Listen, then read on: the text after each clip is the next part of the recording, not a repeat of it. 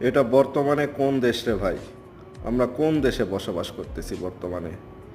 যার যেভাবে মন চাচ্ছে চুরি ডাকাতি, ধর্ষণ, ছিনতাই, যার যেই বাড়িতে মন চাচ্ছে। কি একটা পরিবেশ দেশে সৃষ্টি হইল! এই দেশে কি আসলে কোনো সরকার নাই, না আসলে ইচ্ছা করে এগুলো করতে দিচ্ছে?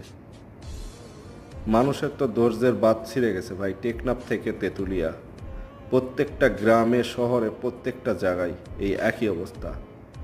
এখন নিজের জীবন সেভ করাও একটা দায় হয়ে গেছে। কখন কার কি হবে কেউ বলতে পারতেছে না।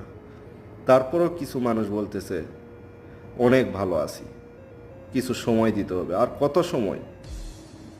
একটা ফ্যামিলির, একটা পরিবার ধ্বংস হয়ে যাচ্ছে, হাজারটা পরিবার ধ্বংস হয়ে যাচ্ছে। আর কত সময় নেবেন আপনারা দেশের শান্তি শৃঙ্খলা ফিরিয়ে আনার জন্য? এটাই কি স্বাধীনতার নমুনা?